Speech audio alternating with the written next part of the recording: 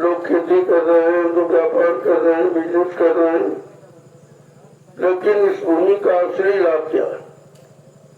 जो 88,000 ऋषियों ने तपस्या करके इस भूमि पर छोड़ दिया, का ये लाभ उनको मिलेगा जब इस भूमि पर कभी संत के साधक आएंगे, किसी संत के साधक आएंगे और नाम की साधना करेंगे, उन प्रेमियों को इस तपोभूमि का लाभ मिलेगा। कितने हजार वर्षों के बाद ये अवसर आपको मिला है। इस 88,000 ऋषियों की तपोभूमि का लाभ पाने का अवसर ये आपको मिला, लेकिन लोग समझ नहीं पाए आखिरकार इस जंगल का चुनाव क्यों किया है। जमीन तो देश में बहुत अच्छी अच्छी, लेकिन वो अच्छी नहीं है। वो भौतिक दृष्टिकोण से तो अच्छी हो सकती है, लेकिन आध्यात्मिक दृष्टिकोण से नहीं अच्छी। इस भूमि पर बैठकर जब समय की जगह नाम की साधना करेंगे, पिछले नामों की नहीं, समय में जो कलयुग का नाम जगाया गया, जब उस नाम की साधना करेंगे तो जीवों को सुख शांति मिलेगी, उनके कष्ट मुसीबत दूर होंगे, तरह तरह की बीमारियां चली जाएंगी, झगड़े झंझट कम हो जाएंगे और अकाल मौत और दुर्घटनाएं भी कम हो जाएंगे। ये सब लाभ इस भूमि का है, तो लोगों की समझ में भी नहीं आ रहा। ये भी नहीं समझ पा रहे कि जंगल क्यों खरीदा गया, ये बड़े बड़े नाले गड्ढे, इनको बराबर क्यों किया जा रहा, अब इनको क्या मालूम। इस भूमि का लाभ तो संत महापुरुषों को मालूम है, उनको इसकी पूरी जानकारी है। इस भूमि का लाभ कितना बड़ा और जीवों को कैसे दिया जाए, उसका एक तरीका निकाला गया परमात्मा संग्राम सेवा के द्वारा। जो शरीर इंद्रियों से आपने बुरा जो पाप कर्म किया है, वो तो आपके ऊपर पहाड़ों जैसा लगा, लेकिन आप अपने किए हुए कर्मों को देख नहीं सकते। वो देखने वाली आंख आपकी बंद है, किया तो आपने है, भूल गए हो और देख भी नहीं पा रहे हो। लेकिन जब दिव्य दृष्टि खुलेगी तब देखकर आपको कितना पश्चाताप होगा कि हमारे ऊपर कर्मों का इतना बोझा लगा, ये पहाड़ों की तरह ये तो कभी खत्म नहीं होगा, लिहाजा हम कभी पार नहीं जा पाएंगे। लेकिन संत महापुरुष क्यों आए? अगर पार ले जाने की बात न होती तो क्यों आती, और क्यों जीवों को नामदान देते? नाम का रास्ता, नाम बेड़ा, नाम जहाज पर बैठने के लिए आह्वान करते। कहने का मतलब ये है कि इतिहास कभी यहाँ रहा नहीं, इसीलिए बेटे उनको मालूम नहीं।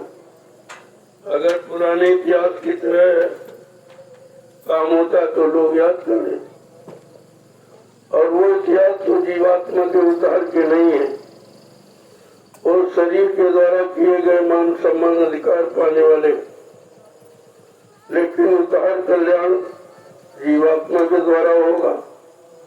जब तक जीवात्मा को जगाने वाले कोई संत महात्मा नहीं मिलेंगे, तब तक ये लाभ किसी को मिल नहीं सकता। आज आपको अवसर मिला है इस पावन पवित्र भूमि पर आने का और नाम की कमाई करके उसका लाभ लेने का, तो आए हो तो सेवा जरूर करो। जिस दिन सेवा कर जान जाओगे, उस दिन सेवा से कभी वंचित नहीं हो, क्योंकि तुम्हारे पास भजन करने की शक्ति नहीं है, तुम्हारा मन भी शांत नहीं है, और तन आपका गंदा, इंद्रियां गंदी, लिहाजा भजन आपसे नहीं हो सकता। लेकिन भजन का लाभ देने के लिए संत महापुरुषों ने तरीका बदल दिया। इस सेवा के द्वारा कलयुग जा सकता है, लेकिन वो सेवा कौन? परमार्थी सेवा, स्वार्थी नहीं, परमार्थी सेवा। जिस सेवा में तुम्हारा कोई लोभ लालच नहीं, किसी तरह कोई इच्छा कोई कामना अभिलाषा नहीं, वो परमार्थी सेवा। आप यहाँ दिन रात मिट्टी ढोते हो, लेकिन कोई आपकी इच्छा नहीं कि मजदूरी मिलेगी, कोई सामान मिलेगा या सम्मान मिले, ऐसी कोई इच्छा नहीं। केवल एक इच्छा है कि आदेश का पालन हो जाए, ज्यादा से ज्यादा आदेश का पालन हो जाए, और आदेश पालन से जो शक्ति मिलेगी वही असली भक्ति का रूप होगा। आज ये अवसर मिला है, आप सब इसका लाभ उठा लें। ये 19 जुलाई से तो 24 जुलाई तक ये आध्यात्मिक सत्संग का कार्यक्रम रखा गया। इसमें आध्यात्मिक क्या है? ये अध्यात्म क्या है? कल्याण आत्मा का आध्यात्मिक शक्ति से होगा। जो आध्यात्मिक तरीका अगर नहीं तो नहीं, भौतिक जगत के साधनों से नहीं, और शरीर के इंद्रियों से होने वाले कर्मों से नहीं हो, तो आत्मा के द्वारा जो कर्म किया जाएगा वो परमात्मा के पास जाने का है, परमात्मा का दर्शन दीदार पाने का है। बड़ा नया विषय दिखाई दे रहा लोगों को। न कभी किसी ने कहा, न कैसा कहीं लिखा गया। और धीरे धीरे जब से संत पधारे इस कलयुग में लगभग 750 वर्षों से, तब से ये चर्चा लोगों के सामने सुनने को मिली है कि संत मत ही मत असली मत। संत मत ही असली रास्ता है जीवात्मा को परमात्मा से मिलने का। इसके अलावा काल मत में कोई ऐसा रास्ता, कोई ऐसी क्रिया, कोई ऐसी साधना नहीं है जिससे जीवात्मा जगे और परमात्मा से मिले। ये केवल संत मत नहीं, इसी संत मत को दयाल मत कहते हैं और भौतिक मत को काल मत कहते हैं। काल मत में तो रहते रहते आपका जीवन निकल गया। ये सतयुग कहता द्वापर 3 युग निकल गए काल मत में। काल ने अपनी पूजा कराई, अपनी साधना में लोगों को लगा के फंसा के रखा, लेकिन जब जीवात्माएं वापिस नहीं पहुंची तब दयाल को चिंता हुई कि हमारी जीवात्मा को निश्चित काल ने फंसा दिया। कोई चाल चल के काल को फंसा लिया। मैंने जीवात्माओं को सचेत रहने के लिए कहा और कहा जो मैं नाम दोष शब्द दोष दे रहा हूँ तुम उसको छोड़ना नहीं। किसी को कहने बहकाने लोग लालच में इस डोर को मत छोड़ना, लेकिन काल में बहका कर जीवात्मा से नाम की डोरी छीन ली। अब जीवात्मा बेचारी बेकार हो गई कि बगैर डोरी के तो चढ़ नहीं पाई, कैसे चढ़ेगी कैसे जाएगी। बस यहीं से जीवात्मा के फंसने की शुरुआत। धीरे धीरे धीरे धीरे बढ़ते बढ़ते 3 युग निकल गए। सतयुग के द्वापर और आज भी जीव फंसा पड़ा है। देव संतों ने बहुत मेहनत की, बहुत परिश्रम किया, लेकिन जीवों ने उनकी एक भी बात नहीं सुनी, तो फंसा हुक्म नहीं हुआ। लेकिन धीरे जिन लोगों ने सुना वो धीरे धीरे समझ रहे कि हमको असली रास्ता मिल गया, हमारे घर जाने का रास्ता मिल गया। अब अपने घर जाएंगे क्योंकि घर ले जाने वाला मिल गया और ले जाने का वादा करने वाला मिल गया और पहुंचाने वाला मिल गया। ये सब जानकारी आपको मिली दी जानी।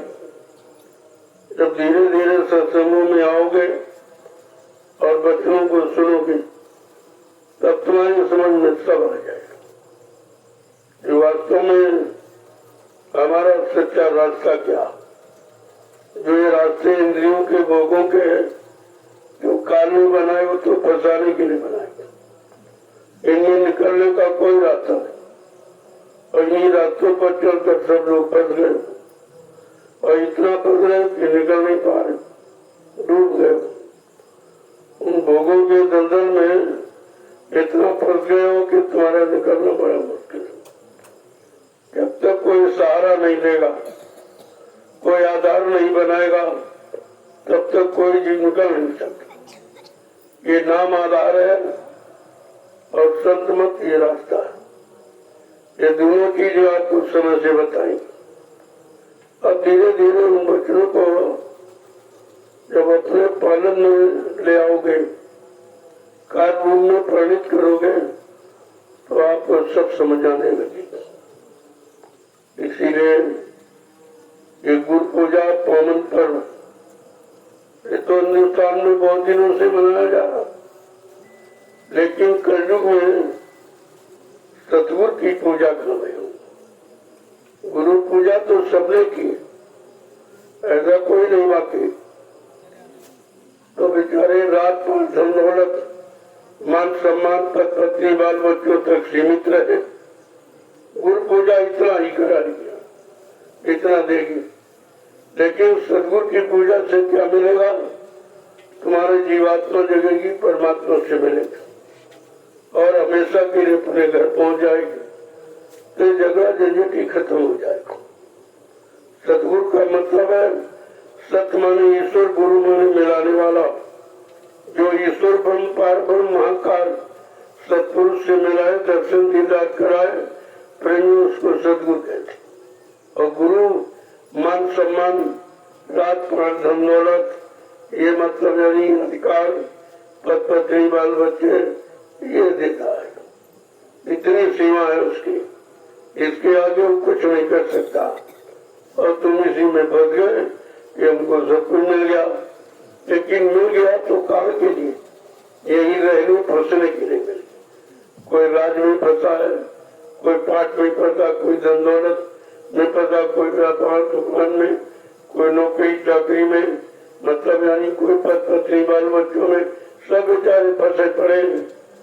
निकलने का इनमें कोई रास्ता नहीं और आपको निकलने का रास्ता चाहिए।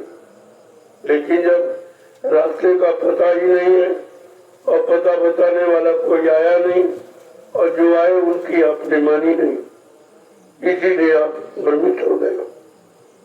लेकिन संत महापुरुष जो जीवों को लेने के लिए आए हैं, वो निरंतर अपना संदेश निकालने का दिया ही करते, वो कभी बंद नहीं करते। कोई सुने न सुने, माने न माने, लेकिन अपना संदेश बराबर प्रसारित करते रहते। कहा जब बीज पड़ेगा तो कभी न कभी तो अंकुरण होगा ही उसमें। क्यों संत बीच बिनसे नहीं, आए पड़े जो झोड़, और कंचन यदि विष्टा गिरे, घटे नता को मोड़। संत बीज कभी नष्ट नहीं होता, समय समय पर जागे उल्टे सीधे बीज कैसे भी लोगों के अंदर पड़ जाए वो नाम का बीज, तो समय आने पर वो जगह अपना काम करेगा। ऐसे धीरे धीरे तुम्हारे इस पृथ्वी में, धरती में कितने बीज पड़े हुए अंदर में आपको नहीं मालूम। लेकिन जैसे बरसात होती, अनुकूल परिस्थितियां मिलती है, तो फट से बीज अंकुरित हो जाता। ऐसे आपको भी नहीं दिखाई दे रहा कुछ, लेकिन ये बरसात होती रहेगी तो धीरे धीरे भूमिगत जो बीज अंदर में पड़े हैं वो देखो नष्ट नहीं होते। इतना सूखा पड़ा ये सब है, लेकिन बीज नष्ट नहीं हुआ। आप घर में रखते हो अनाज तो खराब हो जाता, लेकिन धरती ने बीज को कैसे सजा के रखा, संभाल के रखा कि जैसी बारिश होगी तरह तरह के बीज जम के आ जाते। तुम्हारे खेतों में तरह तरह के खरपतवार अपने आप तुमने बोया नहीं है, तुमने सींचा नहीं है, तुमने खाद नहीं डाली, तुमने उसमें कुछ नहीं किया, लेकिन कुदरत ने उन बीजों को कितना संभाल के रखा है और समय जैसे ही आया और ऊपर निकल आते। इसी तरीके से संत महापुरुष जो नाम का बीज डालते हैं वो धीरे धीरे धीरे धीरे अंकुरित होता रहता है और जब समय आ जाएगा तो पौधे के रूप में फल देगा, छाया भी देगा, तो हर इंसान उसकी तलाश करने लगेगा। इसी तरह से संत महापुरुषों ने अपने इस नाम बीज को बड़ा सुरक्षित रखा। इसे कोई जला नहीं सकता, इसे पानी सड़ा नहीं सकता और धूप इसे सुखा नहीं सकती, अग्नि जला नहीं सकती। ये ऐसा नाम का बीज है और आपको मिल गया है, लेकिन अभी आप उसकी कीमत नहीं समझते हो क्योंकि आपको नाम की पूरी जानकारी नहीं। जब सत्संगों में आओगे तो धीरे धीरे सब जानकारी आपको मिल जाएगी। जय गुरुदेव, जय गुरुदेव, जय गुरुदेव, जय गुरुदेव। नाम किसका? जोर से बोलो, सब मिल बोलो, बोलना होगा। अभी से बोलो, दुख दर्द हरेंगे, सब कष्ट मिटेंगे, सुख शांति भी देंगे, सबके दाता, सबके मालिक। प्रेम से बोलो, ये नाम नहीं इंसान का, ये काम नहीं इंसान का। देखो कैसे जय घोष जिनमें किसी की निंदा आलोचना बुराई नहीं और अपना निजी कोई स्वार्थ की कामना नहीं, प्योर परमार्थ के नारे जय घोष आपको सुनाया। और जो किसी ने किया नहीं, कर पाया नहीं, और ये समय का जगाया नाम जय गुरुदेव, उन कामों को पूरा करने का वादा करता है। इसलिए जानकारी दी जाए। जब लोगों ने सुनना पसंद कम किया तो जंगलों में सुनाया जा रहा। कहा गया था पहले भी तुम नहीं सुनोगे तो मैं पेड़ पौधों को सुना दूंगा, उनमें भी जीवात्मा है और पेड़ पौधे सत्य बोलते, वो घूस रिश्वत नहीं लेते, वो तुम्हारे बहकाने में नहीं आती। भगवान राम ने प्रमाण दिया था, जब सीता जी को रावण ले गया तो उन्होंने प्रमाण दिया कि भाई ये खबर हमको कौन देगा। तो उन्होंने कहा, हे खगमुख, हे मधुकर सेनी, तुम देखिए सीता मृग नहीं, पेड़ों से, पौधों से, जंगली जानवरों से, सबसे पूछ रहे। क्यों पूछ रहे? कि ये सत्य बोलती, ये झूठ नहीं बोलेंगे, ये रिश्वत नहीं खाते, ये किसी के बहकाने में नहीं आते, इनसे सत्य की आवाज निकलती है। तो ये प्रमाण तो त्रेता से। इसलिए जब इंसानों ने सुनना पसंद नहीं किया तो मैंने ये अभियान जंगल में छेड़ दिया। जंगलों में पेड़ पौधे, उनमें भी जीवात्मा है, उनको सुना दूंगा। तमाम जंगल में जीव जंतु रहते हैं जो कभी उनको नाम की झलक पलक नहीं पड़ी, वो बेचारे ऐसे रह गए, उनको सुनाने का अवसर मिला। अरे आप न सुनिए तो क्या सुनने वाले नहीं? इतनी योनियां हैं, इतने जिस्म शरीर है जिसकी गणना गिनती नहीं है।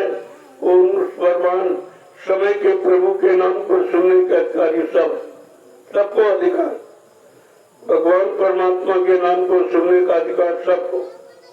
उसमें कोई जात पाती, धर्म, कोई मजहब, कोई छोटा बड़ा, गरीब अमीर, कोई हिंदू मुसलमान, स्त्री पुरुष नहीं शामिल है, सबको सुनने का अधिकार है और इसलिए सबको सुनाया जा रहा। अब ये जंगलों में पेड़ पौधों को किसी ने नहीं सुनाया। बेचारे पता नहीं सावर योनि में ये कब से खड़े हैं, कितने लाख वर्ष निकल गए इनको खड़े खड़े होते, आज तक इनका उद्धार नहीं हुआ। अब ये मौका उनको भी दिया जाए। जब इंसान नहीं सुनता है तब इन जीवों को सुनने का मौका दिया जाता।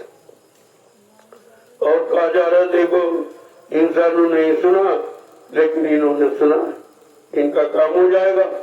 क्यों? ये सत्यवादी, ये प्योर शाकाहारी, ये सदाचारी है और ब्रह्मचारी, इनमें तीनों गुण ही है। इसलिए इनकी आत्मा को कोई रोक नहीं सकता कि उसका कल्याण और उनकी योनि बदल जाए। ये पुरुष योनि में मनुष्य योनि में आ जाएंगे, धीरे धीरे संत महात्माओं की शरण में चले जाएंगे और नाम का आधार इनको मिल जाएगा और नाम की कमाई जल्दी कर लेंगे, क्योंकि ये पाक साफ, इनमें कोई गंदगी नहीं, बिल्कुल पाक साफ। कोई ऐसा कर्म इन्होंने नहीं किया जिससे इनकी तरक्की को रोका जाए। देखो इनको मौका मिला और इंसान रह गए, इनको पहचाना पड़ेगा। तो सबको मौका देते, वो सबके लिए आए। उनका किसी एक जीव, एक जाति, एक धर्म, एक देश के लिए नहीं है, सर्वदेशी सारी सृष्टि का कल्याण करने के लिए आए हैं। इसलिए उनका संदेश ये मन विश्वव्यापी है। जय गुरुदेव। चलो प्रेमियों, अब तुम्हारी सेवा करी, आके आप प्रसाद ले लीजिए। मेरे को आना था तो परसों 19 से काट, लेकिन आपकी सेवा देखकर मैंने कहा इनको प्रसाद लेने का अधिकार है और इनको प्रसाद मिलना चाहिए। तो मैं आपका दर्शन करने के लिए आता, क्योंकि आप तपस्या कर रहे हो ऐसी गर्मी में, तो पसीना बहा रहे हो, परमार्थी सम्मान सेवा, इससे बड़ी कड़ी में कोई तपस्या नहीं। ऐसे तपस्वी का दर्शन करना बड़ी भाग से होता है। इसलिए मैं आप सबका दर्शन करना चाहता हूँ और आपने जो परमार्थी सम्मान सेवा किया है उसका प्रसाद ले लीजिए, ताकि आपके अंदर हिम्मत बढ़ जाए, बल पूर्वक बढ़ जाए, तुम्हारा भाव उत्साह बढ़ जाए। इसके लिए तरह तरह की बीमारी महामारी सब खत्म हो जाए। ये ऐसी सेवा है, दिन भर आप 10 किलोमीटर चलते हो। डॉक्टर वैद्य बताता है कि भाई कोई बीमारी तो सुबह टहला करो, तो टहलने में ज्यादा से ज्यादा किलोमीटर, तुम तो 10 किलोमीटर चल रहे हो और सिर पे वजन रखे चल। ये शारीरिक लाभ का पहला गुण है। इससे तुम्हारे अंदर दर्द कहीं धीरे धीरे निकल जाएगा, गैस के मरीज इससे ठीक हो जाएंगे। इसमें बहुत तरह की लाइलाज बीमारियों की दवा है, ये दवा है, इसीलिए आपके साथ जोड़ा गया। अब इन पैसे डॉक्टर वैद्य हकीमों ने लूट लिया है। जब तुम्हारी जेब खाली हुई और परेशान होकर आप तुम्हें आए हो इस दरबार में, यहाँ तो मुफ्त लुटाया जाता, क्या किसी से कोई पैसा, कोई सामान, कोई सम्मान नहीं मांगा जाता। ये मांगने वाला दरबार नहीं है, ये देने वाला दरबार है और आपको सब तरफ से दिया जाता।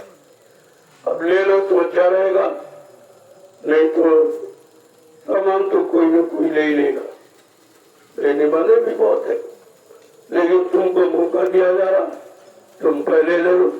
अब तुम समझ न पाओ तो इसके लिए क्या किया? तुम देखकर भी नहीं समझ पा रहे हो कि कितने प्रांतों के लोग यहाँ आए हुए और ये मिट्टी ढो रहे, लेकिन तुम्हारी समझ में नहीं आना। तुम समझते हो कोई मजदूर बुलाएगा, अरे इसमें ऐसे ऐसे लोग हैं जो तुम्हें खरीद लेंगे, जो तुमको खरीद लेंगे। कोई बड़े बड़े अधिकारी और कर्मचारी, बड़े बड़े व्यापारी और बड़े बड़े किसान और अच्छे लिखे पढ़े बुद्धिमान सब शामिल। ऐसा दरबार है, लेकिन भूमि पर आकर सब अपनी बात को भूल गए। केवल एक निशाना है परमात्मा की सम्मान सेवा करना, आदेश का पालन करना, इसके अलावा उनके दिल दिमाग में कोई चीज नहीं, किसी तरह की कोई चीज नहीं। और तुम समझते हो ये मैं दूर बोलाएंगे, अरे इसमें तो ऐसे लोग हैं जो तुम्हारे गांव को खरीदेंगे, अरे तुम क्या जानो। तो इस बात को समझते हो कहाँ? जब पास में आओगे तब हकीकत की जानकारी आपको हो जाएगी। और इतनी कठिनता में संकल्प में है, अगर मैं कह दूं तो यह भी वो काम कर डालेगा। एक इशारे पर खड़े हो जाते, एक इशारे पर बैठ जाते। फिर भी आप नहीं समझ रहे हो, इनसे अगर कोई काम कह दूं तो कितनी देर लगी इनको करने, क्योंकि अब तो करोड़ों लोग हो गए। पहले तो 40-45 करोड़, लेकिन धीरे धीरे सब इधर उधर हो गए, तितर परीक्षा में सब फेल हो गए, कोई नहीं टिका, सब आगे सर्व छोड़ के, गुरु को छोड़ के सब चले गए। गुरु पर शंका हो गई, यानी मतलब ये सब आपने किया और अब आप दर की ठोकरें खाए। लेकिन संत दयालु होते हैं, उन्होंने फिर से आपको ये मौका दे दिया अपने बच्चों की याद कर। 12 वर्ष से मैं लगातार उन्हीं बच्चों को सुना रहा हूँ जो 10 जुलाई 1952 से 2012 मथुरा में आपको सुनाया गया था। उन्हीं बच्चों की याद कराई जाए जो तुम भूल गए हो, फिर से याद कर लो, अपना काम बना लो।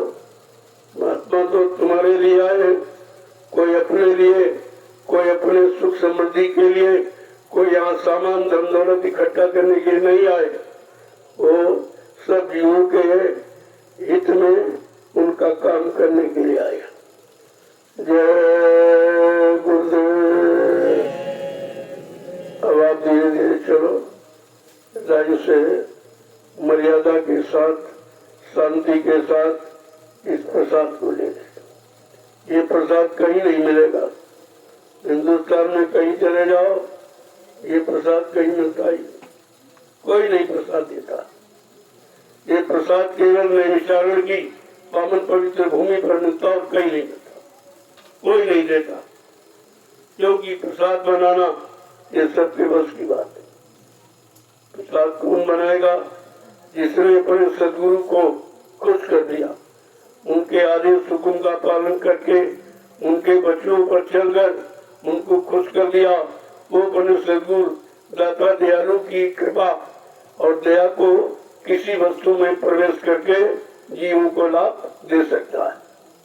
ये उसकी मौज है। जय गुरुदेव। अब आप लोग आइए तो प्रसाद करें, क्योंकि नए प्रेमी आ गए, मैं चलो उनका दर्शन कर लूं, उनको तसल्ली हो जाए कि भाई हम आए हैं, चलो हमको मतलब मिल गए।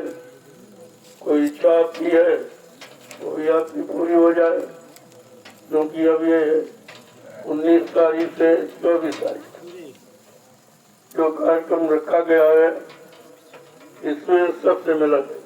कोई ये नहीं कहेगा कि हमसे मिलेगा। कितनी शांति के साथ देखिए, ये भगदड़ यहाँ नहीं मचती, बड़ी शांति के साथ एक व्यवस्था बनी हुई है। उस व्यवस्था के अंतर्गत यहाँ सब योजनाएं अलग अलग बना के तैयार कर दी गई हैं और किसी से कुछ मांगा नहीं गया, न 1 रुपया किसी से सेवा के लिए कहा गया और न किसी शासन प्रशासन से कोई मदद मांगी गई। ये है उनको निमंत्रण मैंने दिया है कि आकर के देखिए, जो काम हिंदुस्तान में कहीं नहीं हो रहा वो आपको यहाँ देखने को मिलेगा। अनुशासन किसे कहते हैं, प्रेम किसे कहते हैं, सेवा भाव श्रद्धा भाव किसे कहते हैं, हम सब आपको दिखा दूंगा।